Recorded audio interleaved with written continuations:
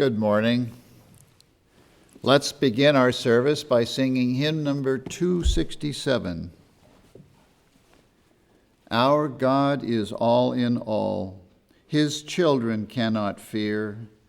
See baseless evil fall and know that God is here. Hymn number 267.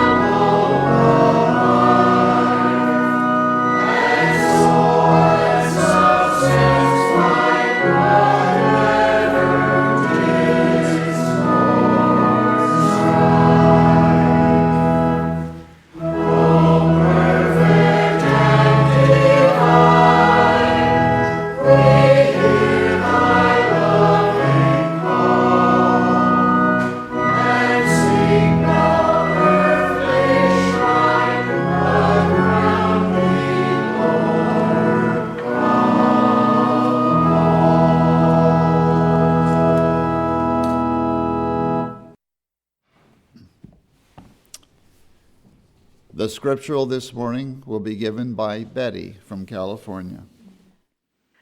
I will read from the King James Version of the Bible.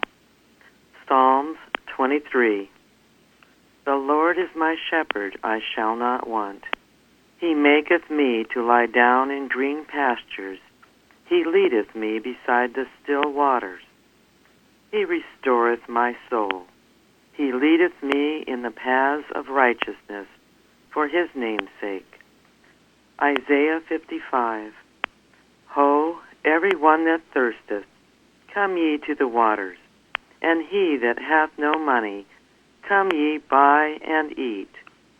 Yea, come buy wine and milk without money and without price. Wherefore do ye spend money for that which is not bread, and your labor for that which satisfieth not? Hearken diligently unto me, and eat ye that which is good, and let your soul delight itself in fatness. Incline your ear, and come unto me. Hear, and your soul shall live. And I will make an everlasting covenant with you. Seek ye the Lord while he may be found. Call ye upon him while he is near. Let the wicked forsake his way, and the unrighteous man his thoughts, and let him return unto the Lord, and he will have mercy upon him, and to our God, for he will abundantly pardon.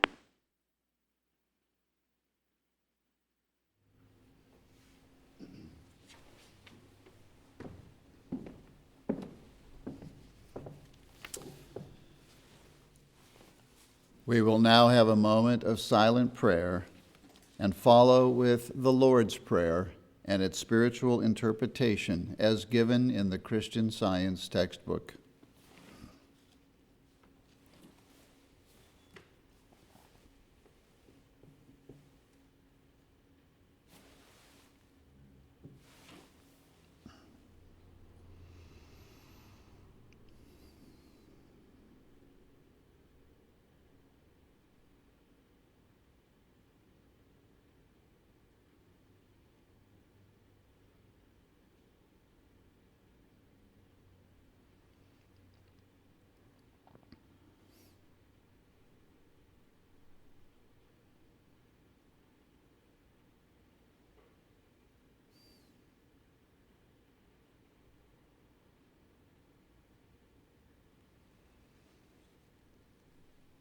Our Father, which art in heaven. Our Father, Mother God, all harmonious. Hallowed be thy name. Adorable One. Thy kingdom come. Thy kingdom is come. Thou art ever present. Thy will be done in earth as it is in heaven. Enable us to know, as in heaven, so on earth, God is omnipotent, supreme. Give us this day our daily bread. Give us grace for today. Feed the famished affections. And forgive us our debts, as we forgive our debtors. And love is reflected in love. And lead us not into temptation, but deliver us from evil. And God leadeth us not into temptation, but delivereth us from sin, disease, and death. For thine is the kingdom, and the power, and the glory, forever. For God is infinite, all power, all life, truth, love, over all and all.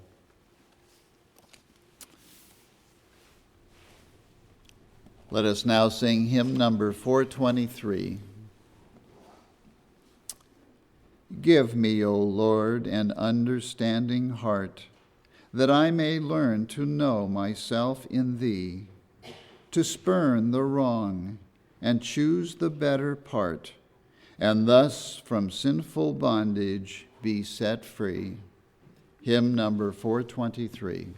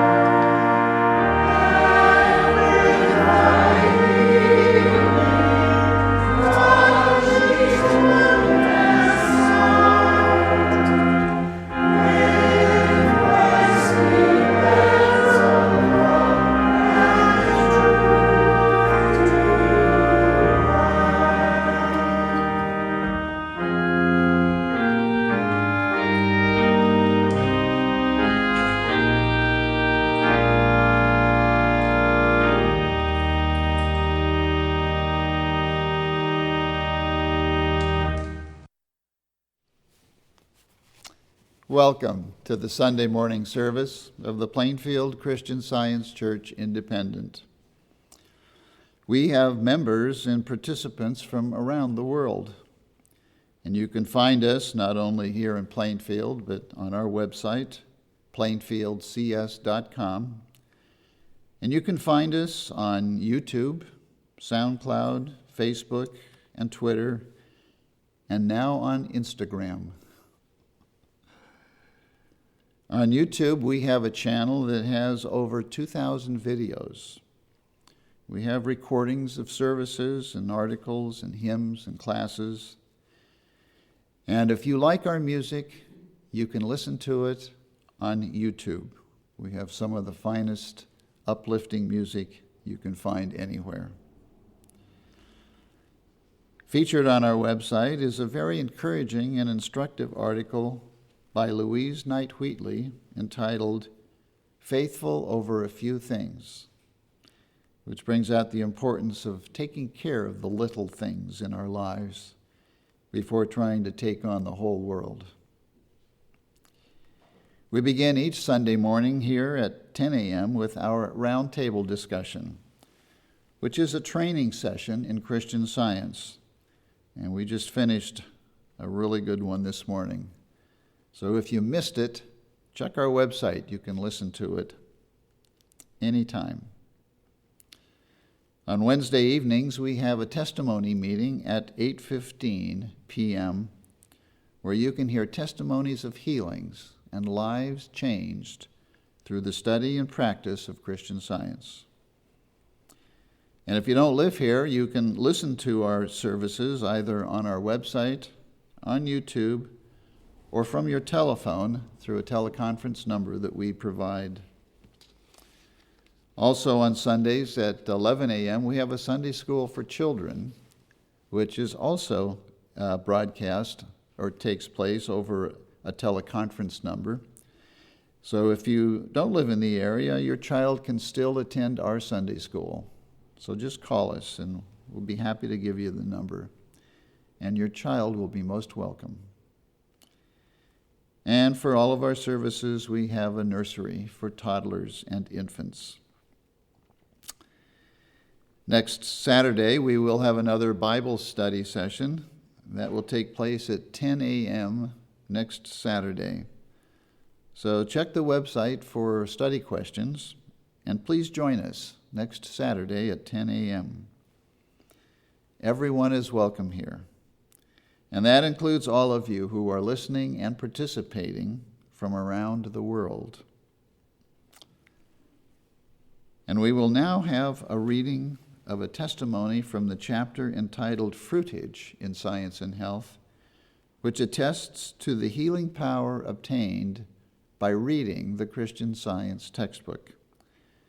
And that reading will be given this morning by Lil from New Jersey.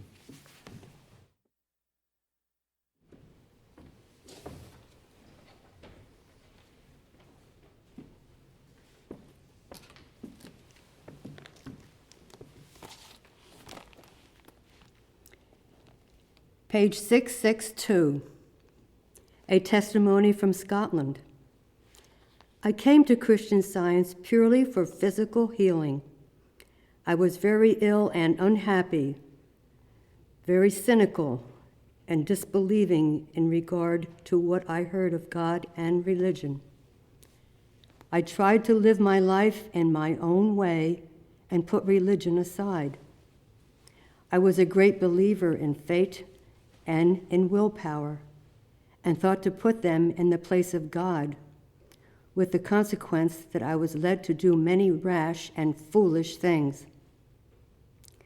I am now thankful to say that my outlook on life is entirely changed. I have proved God's wisdom and goodness so often that I am willing and thankful to know my future is in His hands, and that all things must work out for the best. I have found a God whom I can love and worship with my whole heart, and now read my Bible with interest and understanding. I was healed of a very bad rheumatism simply by reading Science and Health. I had tried many medicines, also massage, with no result, and the doctors told me I would always suffer from this disease as it was inherited, and also because I had rheumatic fever when I was a child. I suffered day and night. Nothing relieved me until science proved to me the falseness of this belief by removing it. I gave up all the medicines I was taking and have never touched any since, and that is more than 2 years ago. Before this, I had often tried to do without a medicine that I had taken every day for 10 years, but was always ill and had to return to it until I found out that one mind is the only medicine, and then I was freed from the suffering. I had also suffered constantly from bilious attacks, colds, and a weak chest, and had been warned not to go out in wet weather, etc. But now I am glad to say I am quite free from all these material laws and go out in all sorts of weather. RDF, Edinburgh, Scotland.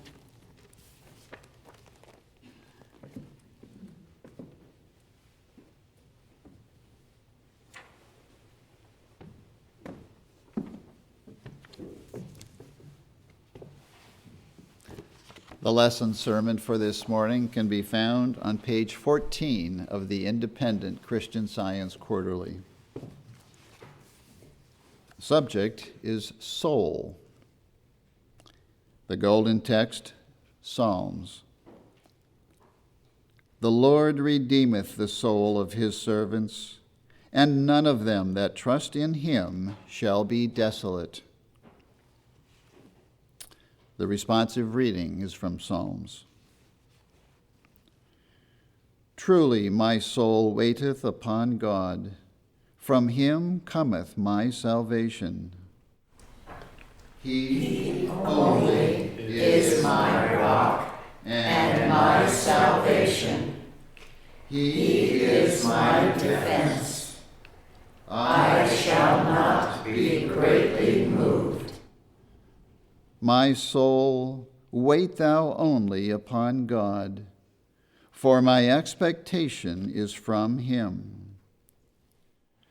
Trust in him at all times.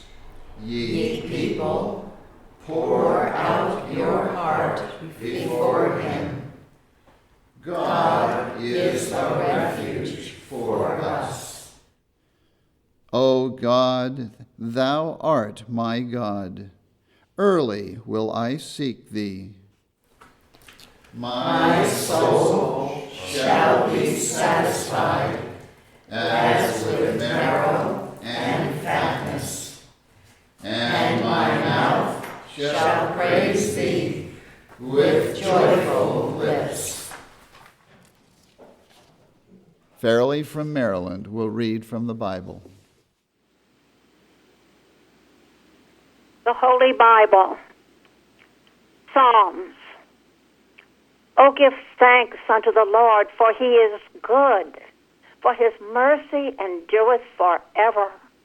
Let the redeemed of the Lord say so, whom he hath redeemed from the hand of the enemy. For he satisfieth the longing soul, and filleth the hungry soul with goodness. Proverbs. The highway of the upright is to depart from evil. He that keepeth his way preserveth his soul. Ecclesiastes. I, the preacher, was king over Israel in Jerusalem, and I gave my heart to seek and search out by wisdom concerning all things that are done under heaven. This sore travail hath God given to the sons of man to be exercised therewith. I have seen all the works that are done under the sun, and behold, all is vanity and vexation of spirit. I made me great works. I builded me houses. I planted me vineyards. I made me gardens and orchards, and I planted trees in them of all kind of fruits. I made me pools of water to water therewith the wood that bringeth forth trees. I got me servants and maidens, and had servants born in my house. Also, I had great possessions of great and small cattle, above all that were in Jerusalem before me. I gathered me also silver and gold, and the peculiar treasure of kings and of the provinces. I gat me men singers and women singers, and the delights of the sons of men as musical instruments, and that of all sorts. So I was great, and increased more than all that were before me in Jerusalem. Also my wisdom remained with me. And whatsoever mine eyes desired, I kept not from them. I withheld not my heart from any joy, for my heart rejoiced in all my labor, and this was my portion of all my labor. Then I looked on all the works that my hands had wrought, and on the labor that I had labored to do, and behold, all was vanity and vexation of spirit, and there was no profit under the sun.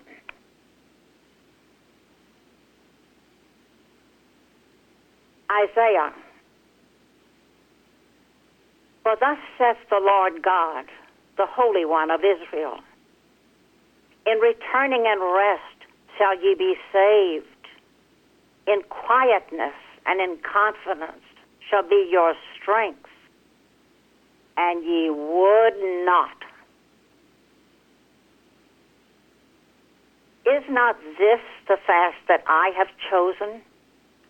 To loose the bands of wickedness, to undo the heavy burdens, and to let the oppressed go free, and that ye break every yoke?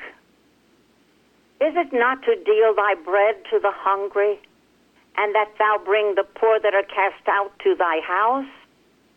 When thou seest the naked, that thou cover him, and that thou hide not thyself from thine own flesh? Then shall thy light break forth as the morning, and thine health shall spring forth speedily, and thy righteousness shall go before thee. The glory of the Lord shall be thy reward. Then shalt thou call, and the Lord shall answer. Thou shalt cry, and he shall say, Here I am. If thou take away from the midst of thee the yoke, the putting forth of the finger and speaking vanity, and if thou draw out thy soul to the hungry, and satisfy the afflicted soul, then shall thy light rise in obscurity, and thy darkness be as the noonday. And the Lord shall guide thee continually, and satisfy thy soul in drought, and make fat thy bones. And thou shalt be like a watered garden, and like a spring of water, whose waters fail not. And they that shall be of thee shall build the old waste places. Thou shalt raise up the foundations of many generations, and thou shalt be called the repairer of the breach, the restorer of paths to dwell in. Then shalt thou delight thyself in the Lord, and I will cause thee to ride upon high places of the earth, and feed thee with the heritage of Jacob thy father. For the mouth of the Lord has spoken it.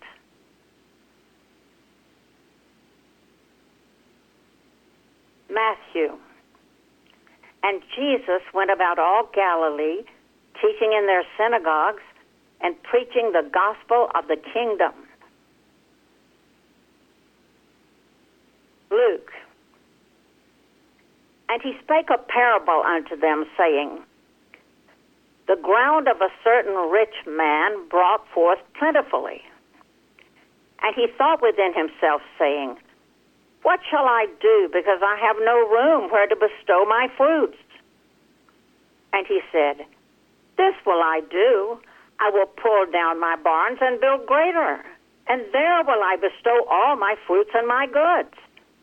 And I will say to my soul, Soul, thou hast much goods laid up for many years. Take thine ease, eat, drink, and be merry. But God said unto him, Thou fool, this night thy soul shall be required of thee. Then whose shall those things be which thou hast provided? So is he that layeth up treasure for himself, and is not rich toward God. And he said unto his disciples, Therefore I say unto you, take no thought for your life, what ye shall eat, neither for the body, what ye shall put on. For all these things do the nations of the world seek after. And your Father knoweth that ye have need of these things. But rather seek ye the kingdom of God, and all these things shall be added unto you. Fear not, little flock, for it is your Father's good pleasure to give you the kingdom.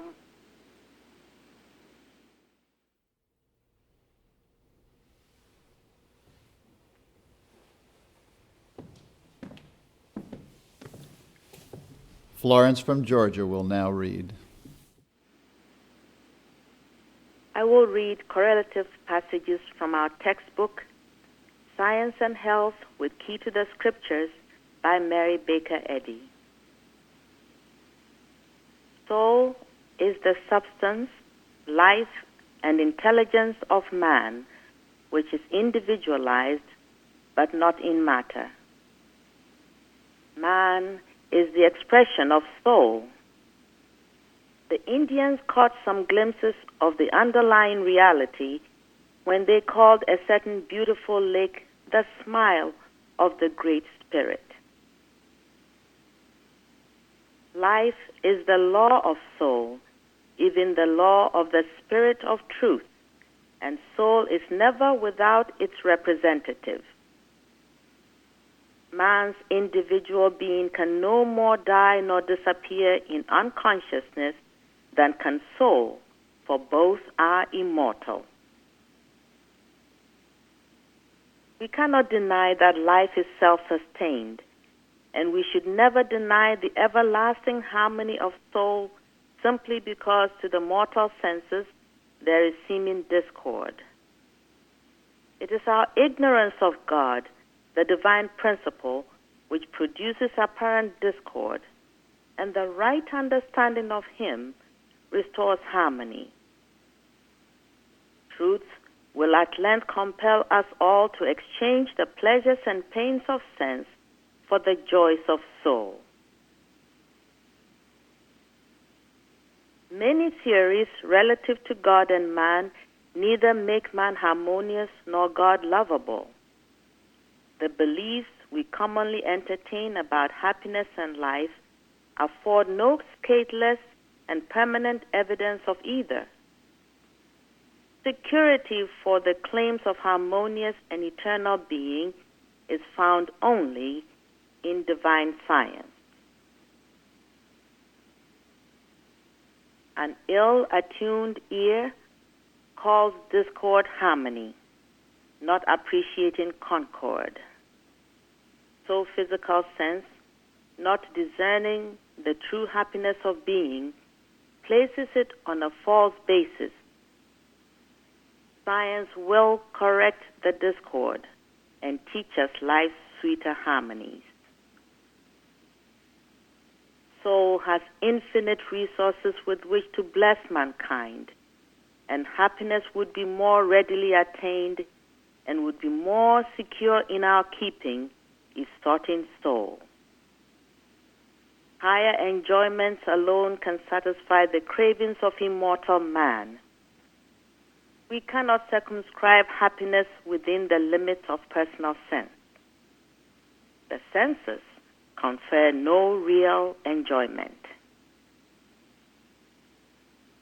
The good in human affections must have ascendancy over the evil and the spiritual over the animal, or happiness will never be won. The attainment of this celestial condition would improve our progeny, diminish crime, and give higher aims to ambition. Every valley of sin must be exalted, and every mountain of selfishness be brought low, that the highway of our God may be prepared in science. We must not attribute more and more intelligence to matter, but less and less, if we would be wise and healthy.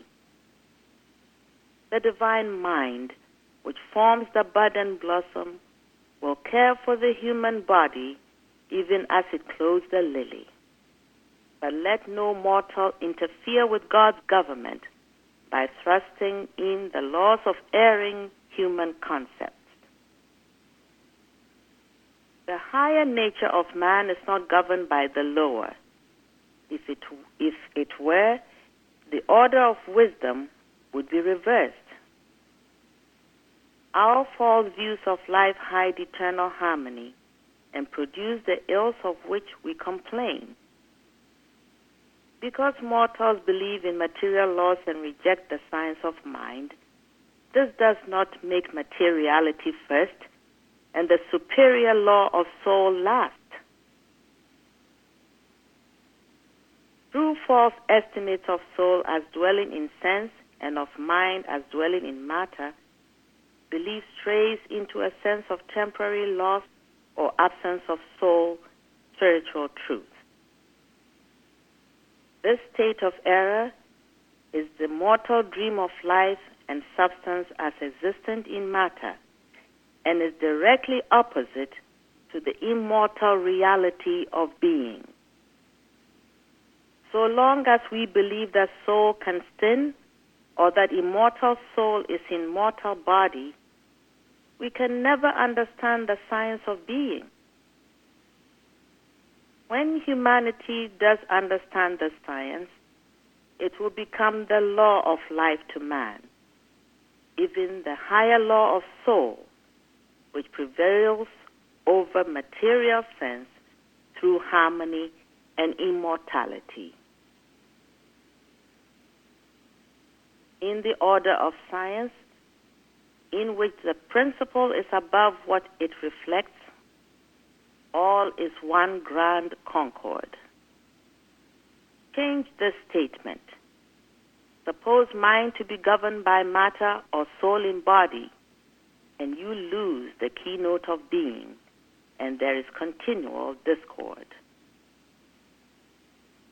In trying to undo the errors of sense, one must pay fully and fairly the utmost farthing, until all error is finally brought into subjection to truth. The divine method of paying sin's wages involves unwinding one's nerve and learning from experience how to divide between sense and soul.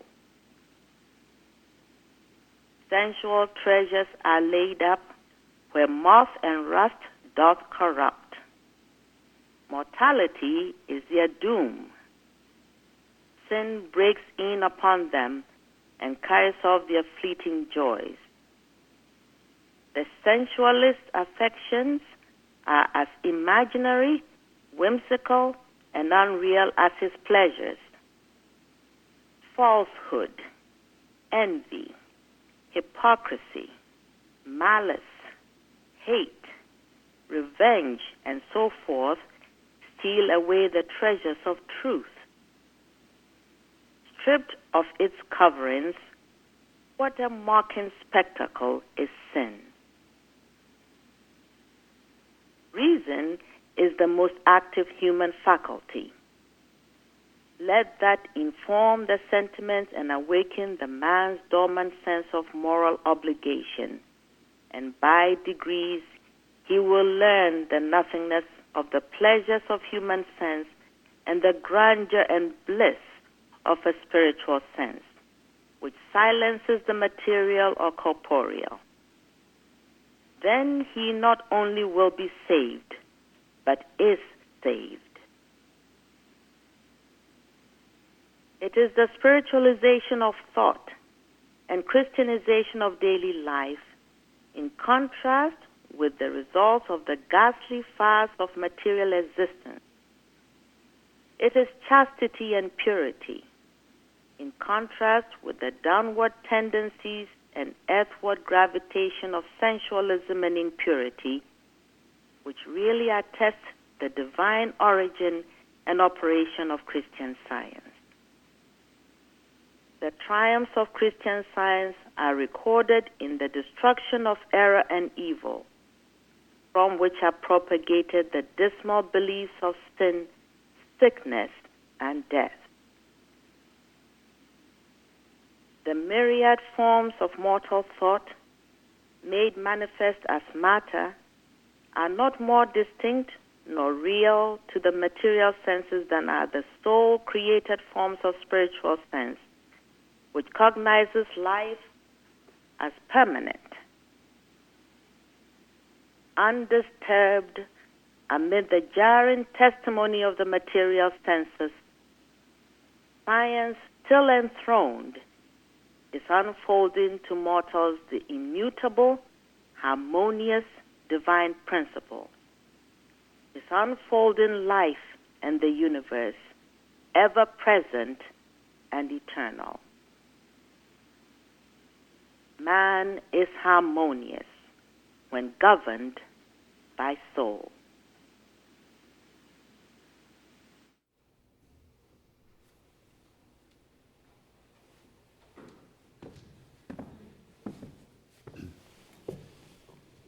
We will now have a moment of silent prayer for our world.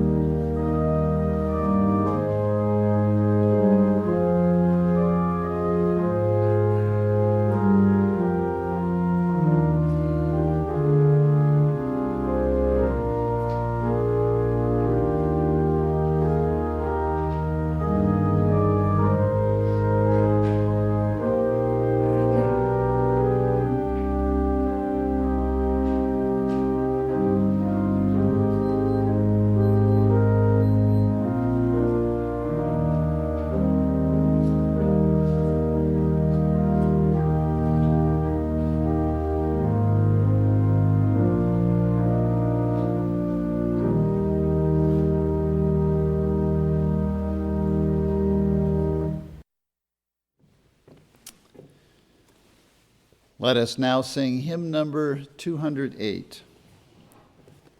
The words of this hymn are by Mary Baker Eddy. O gentle presence, peace and joy and power, O life divine that owns each waiting hour, thou love that guards the nestling's faltering flight, keep thou my child on upward wing tonight. Hymn number 208.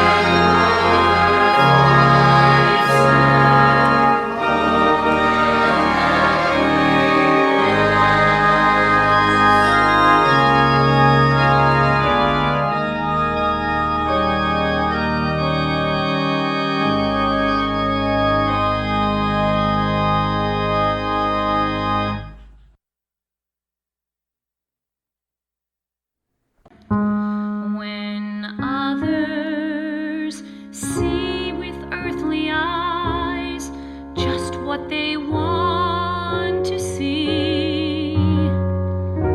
You will see the things that never die.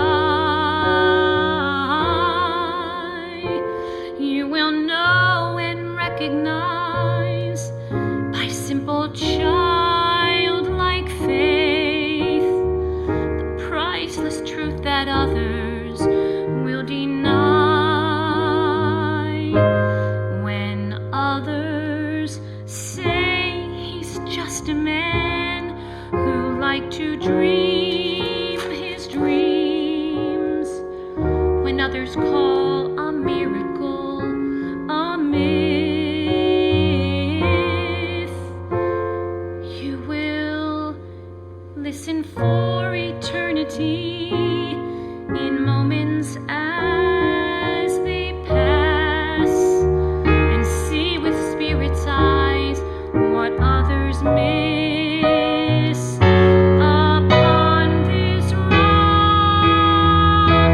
I'll build my kingdom. Upon this rock forever and ever it shall stand, and all the powers of hell itself shall never more prevail against it.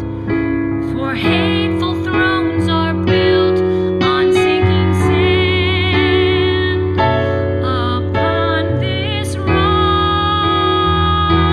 I'll build my kingdom. Upon this rock forever and ever it shall stand. Upon this rock of revelation I'll build a strong and mighty nation. It shall stand the storms of time. Upon this rock.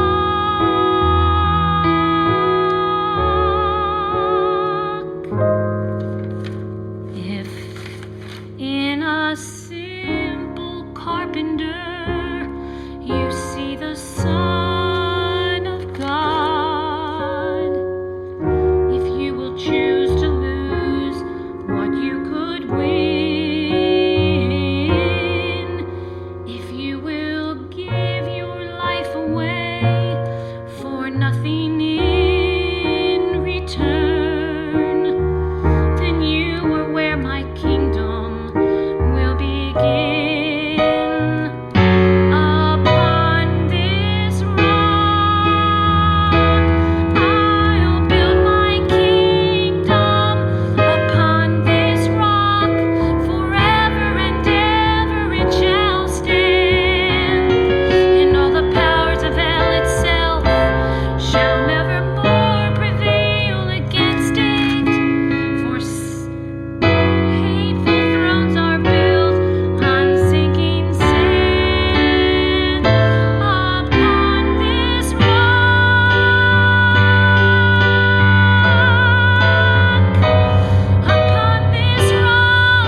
forever and ever it shall stand.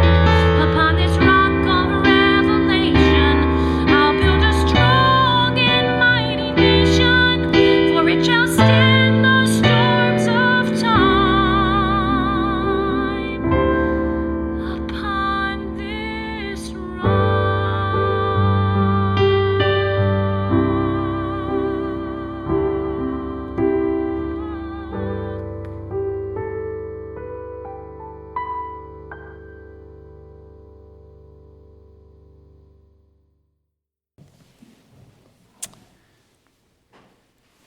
Let us now sing hymn number 66.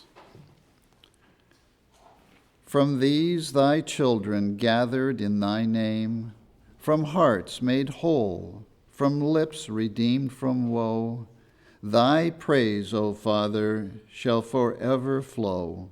Alleluia, alleluia. Hymn number 66.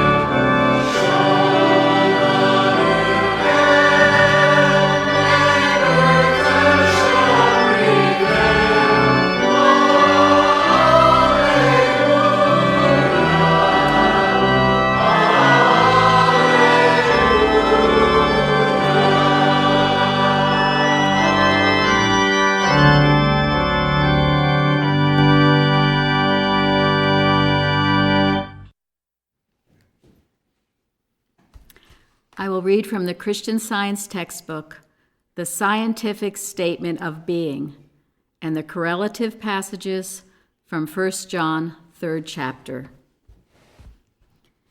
There is no life, truth, intelligence, nor substance in matter. All is infinite mind and its infinite manifestation, for God is all in all.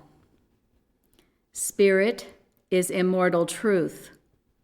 Matter is mortal error. Spirit is the real and eternal. Matter is the unreal and temporal. Spirit is God, and man is his image and likeness. Therefore, man is not material, he is spiritual. Behold, what manner of love the Father hath bestowed upon us, that we should be called the sons of God. Therefore the world knoweth us not, because it knew not him. Beloved, now are we the sons of God, and it doth not yet appear what we shall be, but we know that when he shall appear, we shall be like him, for we shall see him as he is. And every man that hath this hope in him purifieth himself, even as he is pure.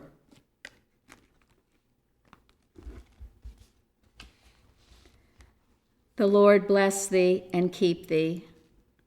The Lord make his face shine upon thee, and be gracious unto thee.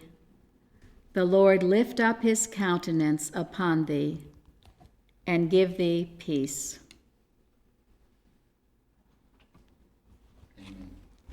Amen.